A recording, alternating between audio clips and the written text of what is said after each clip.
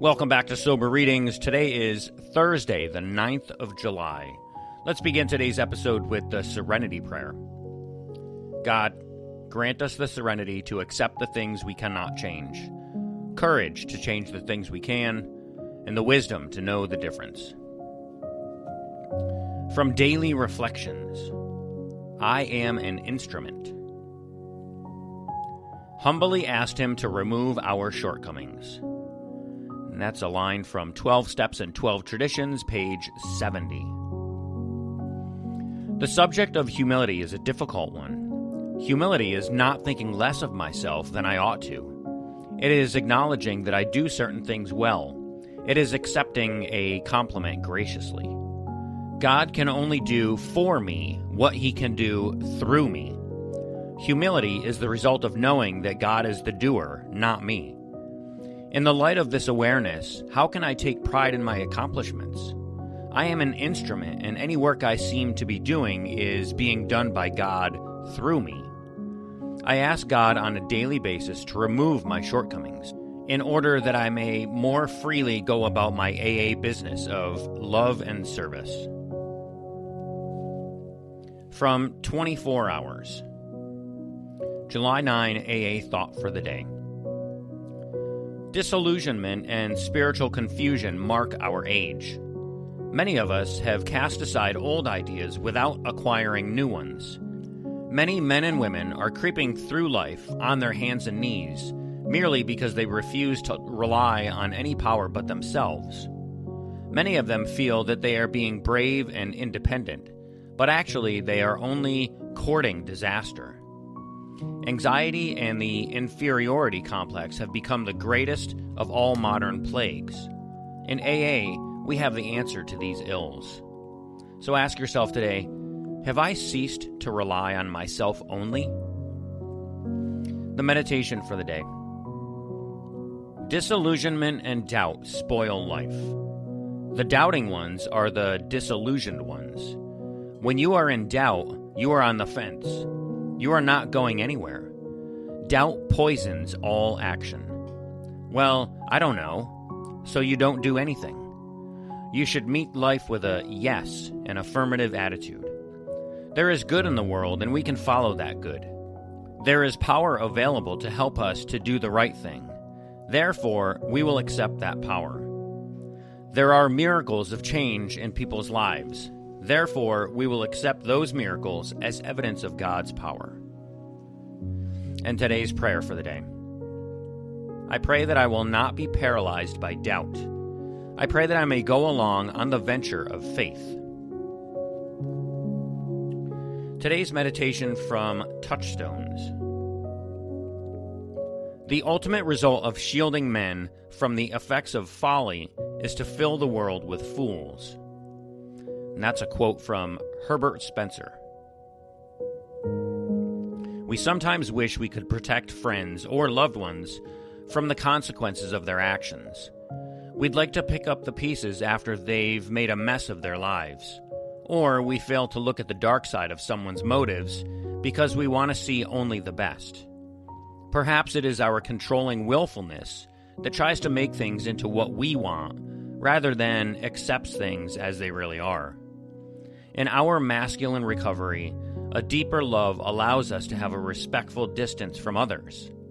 When we truly care about someone, we don't snatch them out of their learning experience. When we allow our loved ones and friends to confront the natural consequences of their own actions, they learn and grow just as we do. We can be with a friend, but we are no one's higher power. Today, I will be respectful of others by letting them walk their path while I walk mine. And for today's final reading, we're going to go back to AA Comes of Age. This time we're going to Chapter 3. Chapter 3 is called 4 o'clock Sunday Afternoon. And it starts off by saying, the following section portrays the high points of the St. Louis Convention and the culmination of 20 years of Alcoholics Anonymous. And I'll begin reading on page 224. In AA, there is still another form of association, a form of which the world is today in great doubt. It has its virtues, nevertheless, especially for us of Alcoholics Anonymous. I am speaking of dictatorship. In AA, we have two dictators, and we profit and grow through both. One is John Barleycorn, who was never very far from the elbow of each of us. The other is the Father of Lights, who presides over all men. God is saying to us, "Learn my will and do it." And John Barleycorn is saying to each of us, "You had better do God's will, or I will kill you." Perhaps it is something new for a society to borrow from so many forms of human association. But clearly enough, we had borrowed from anarchy, democracy, the republic, the hierarchy, and dictatorship. We hope that we have avoided the liabilities of each, and we especially hope that we have inherited most of the assets of each. I pray with you that the resolution which we are about to propose is God's will for us. I shall now offer it to you and ask for a voice vote. If you agree, if your conscience says, "This is right to the best of my knowledge and belief," then your General Service Conference and its hierarchy of service at the center will conform your will for all the long future of Alcoholics Anonymous. This is the resolution. We, the members of the 20th Anniversary Convention of Alcoholics Anonymous, here assembled at St. Louis in July of the year 1955, declare our belief that our fellowship has now come of age and is entirely ready to assume full and permanent possession of the three legacies of AA inheritance, the legacies of recovery, unity, and service. We believe that the General Service Conference of Alcoholics Anonymous, as created in 1951 by our co-founders, Dr. Bob S. and Bill W., and authorized by trustees of the Alcoholic Foundation, has now become entirely capable of assuming the guardianship of AA's 12 traditions and of taking over full guidance and control of the world service of our society, as provided in the Third Legacy Manual of World Service, recently revised by our surviving co-founder, Bill W., and the General Service Board of Alcoholics Anonymous.